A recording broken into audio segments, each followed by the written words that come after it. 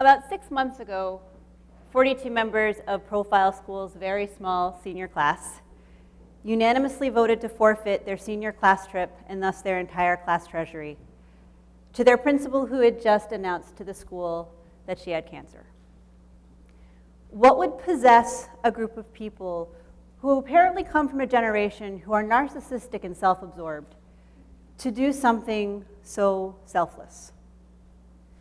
So I'd originally come to this presentation armed with years' worth of longitudinal data on community attachment and youth engagement, college aspirations, and the power of social capital development. And I was going to use all of those numbers to explain this phenomenon in this amazing group of young people, and to try to make a case for how, as educators in small rural schools, we can perpetuate this kind of kindness. But as one of my mentors once told me, numbers can lie, but experiences from the heart cannot. And so instead, I'm here tonight to do something decidedly harder, which is to share my story, which is how a North Country kid growing up pretty poor in an underfunded school went on to university to study educational disparity and advocacy work for young people, who in turn became the principal who is the recipient of this phenomenal act of kindness. And in explaining my story, it's my hope to be able to basically convey the same message, that this was not an aberration, but this is in fact something that we can expect of our youth if we simply empower them. But I have to start at the beginning, or rather, the beginning of my teaching career, which was the middle of me. So 15 years ago, in about February of my very harrowing first year of teaching, I was standing in the checkout line at Shaw's behind a woman who was obviously very upset at the world. And she was railing about young people. These kids, they are the laziest, most self-indulged, useless generation I have ever seen. Now, I don't know what happened in the pickle aisle, but apparently it was bad, you know? So this woman is running her groceries through, and the poor checkout clerk is nodding in grim affirmation at the state of the youth. You know, I'm 23, and I'd recently been mistaken as a member of the sophomore class at the school where I was teaching. But I was a gainfully employed grown-up adult with real-world responsibilities, and I thought, I can weigh in on this. And I said, have you ever given one of them a chance? This woman glared at me, snagged her groceries, and marched out the door without ever giving me an answer. And feeling like I had to somehow justify myself, I said to the checkout clerk, you know, they're really not that bad. I work with them every day. I teach at the local high school. And she gave me that look that you reserve for people who either have no idea what they're talking about or are just clearly meant to be pitied. And she said, God bless you. And I left that day entirely disheartened. And I felt like I had to do something to prove to our community, our local community, that these kids were not to be written off, that they had something to offer the world. Because I had grown up here, and I had been blessed with amazing adults in my life who had never once told me that I couldn't change the world. And on the contrary, they had in fact encouraged it. I had astonishing parents, teachers, mentors, administrators who all stood behind me or beside me while I argued over everything. Gender equality, gay rights, animal welfare, arts in the schools, the power of substance-free choices for youth, condoms. The condoms thing did get me the sweetest threat of expulsion I think any administrator could ever give. But really, everyone supported me and believed in me and told me, yeah, go for it. You can do it. Give it a shot. I had countless adults who spent hours advising clubs and organizations so I could do the things that I was passionate about. I had one in particular, this phenomenal woman who over 4 years, I cannot imagine how many hours of her life she dedicated to me. My senior year, when I was studying voice literally 6 hours a day, this woman worked with me before school and after school, getting me ready for All-State, Jazz All-State, All New Englands, All Eastern. And then when I got into all of those things, poor lady, she spent all of that time rehearsing 30 different pieces of music with me in a church basement while all of the other teachers were on strike. Because she wasn't going to let the fact that she had been without a contract for years stand in the way of my goals and my dreams. Learning how to sing in 5 languages didn't change the world, but she changed mine. And I didn't know it then, but she was setting up for me the type of adult that I was hoping to become. So I graduated from high school and I went to the University of New Hampshire, where I was terrified to be one of 12,000 when I had come from such a little school where I was known and people supported me. But I was very fortunate that I had been placed in a very small international dorm that was an instantaneous community, and that I'd gotten into the honors program. And so at this massive public university, I had classes of 8 people. And I had access to phenomenal professors who saw very quickly in me some passion and some ideas.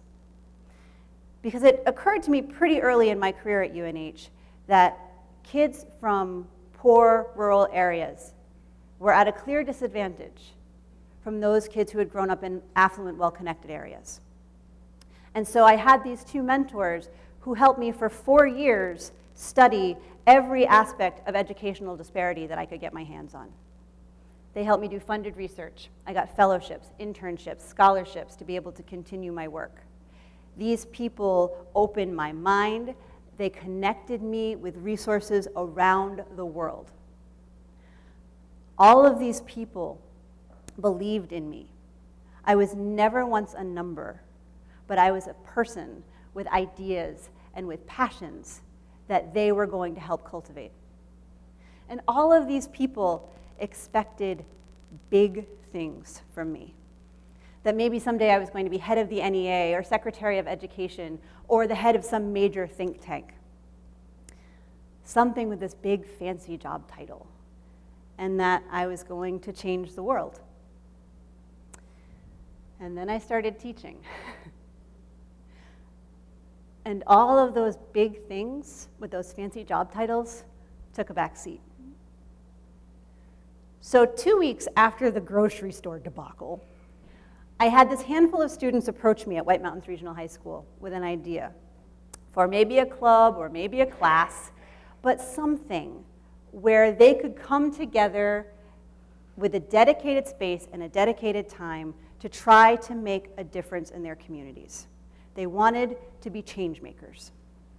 So we approached the principal with this idea for a class called Community Activism, where they would learn about change makers, they would study them, research them, write about them, and then they would become change makers themselves. They could take on any task that they wanted, whether it was very local and familiar to our school, like improving the conditions of the bathrooms, or something more community-based, or national or global. The choice was theirs.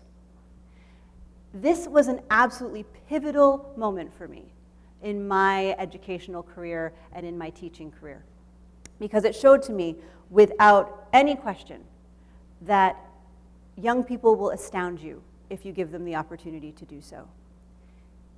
I became very aware that young people are acutely aware of social injustice and that they are desperate. They crave the ability to help and to do something about it.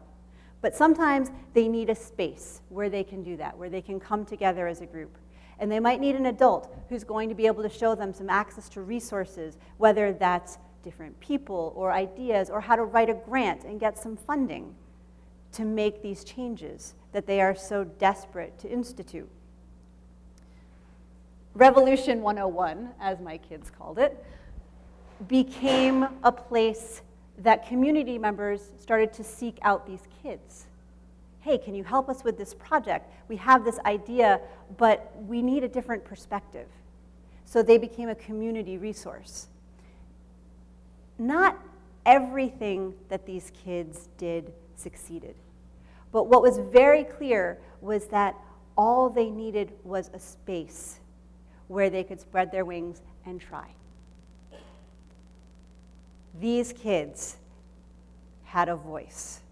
They became the change in their communities. So I did the public school thing for a little while, and then I wanted to see how the other half lived. And I decided to try my hand at private school. And I went down the road to the White Mountain School, where there was a student body of less than 100 students. And it became very clear that the norm was not just knowing your students, but knowing every student. And that you could no longer just hide behind the facade of the classroom. These are kids who, because it was a boarding school, saw you in your jammies. And so that whole facade of teacher had to fall away a little bit. You got to interact as people. You got to celebrate as a community all of those big triumphs and all of those little triumphs. White Mountain School was also highly invested in the arts and diversity, community engagement and involvement, experiential education, and field trips. These were all part of the norm of this community. And I got to thinking to myself, how do you take all of these things that are easy to do in this group of 100 with a lot of resources, and how do you bring that back to public school? So after 8 years in the classroom, spanning public school and private school, grades 8 through adult education, I made the very difficult decision to move into administration. That very first principal that I had at White Mountains Regional, who allowed me to do the community activism class, at my job interview had said, have you considered administration? Because I think you do a really good job. That's where you can make some change.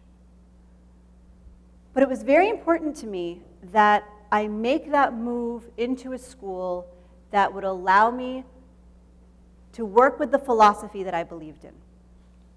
That if you work with kids and not against them, they will astound you. If you treat a school like a police state, it will become one. If you expect the worst from young people, that is exactly what you're going to get. But if you understand that everyone is coming to the table with the need for respect, with the need for belonging, communication, community, that everyone has strengths and passions, and that everyone wants to be heard, then young people will astound you. Profiles teachers live this philosophy. They believe it, and it pays dividends. I spent 7 years at Profile before I was diagnosed with cancer. And when I told my community about my diagnosis, I did so out of respect for the community that had embraced me. Because over 7 years, this community had become my family. And you don't keep the big stuff from your family. I felt like I owed it to them to explain why I wasn't able to be there anymore the way that I had been. And I never expected the response that I got. I never expected the class of 2015 to take that and decide they were going to change the world. But I should have expected it, because these kids were primed for it. And it wasn't because of me. It's not because I did anything exceptional. It's because coming from here, they were surrounded by phenomenal teachers who told them they could change the world. They have excellent parents who empower them. They have a community that embraces them and believes in them. I truly believe that in this, I have done nothing exceptional. And that in reality, what we as teachers do, all of us, is we perpetuate the legacy of all of those teachers and all of those mentors who have come before us. And in my case, all I had been trying to do for 7 years is to do what had been done for me. Every one of those teachers who had taken the time to know me as a person, not as my tax bracket or not the town that I came from or the things that I didn't have, but me and my passions, the things that were important to me, music, arts, advocacy, research, somehow leveling the playing field. All of those teachers who had been mentors, and then when I had outgrown them as mentors, found me new ones. All of those teachers who had shared a bit of their authentic self with me, who had shown me pictures of their kids, or who had allowed their own passions to shine through in such a way that they brought that alive in me. All of those teachers who had said, what you believe matters. Even though you're young, and even though a lot of people don't necessarily believe that what young people have to say is important, what you have to say matters. All of those teachers, all of those mentors gave me a legacy. And that was my job to pass on to all of these young people. And all of their other teachers have done exactly the same. So in June, when the media circus surrounding this beautiful event had finally died down, and after I had had the chance to read the thousands of comments that we had received from all over the world, and hundreds of cards, and students of mine from 15 years back had contacted me and sent me their wishes and told me what they were doing now. That they were teachers, that they were parents, that they in their own right were now activists and world changers. It became apparent to me for the first time that my time might be finite.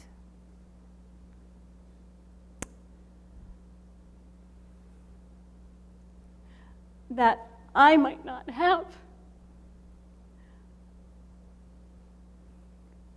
the decades that I had originally thought I would have to do all of those big things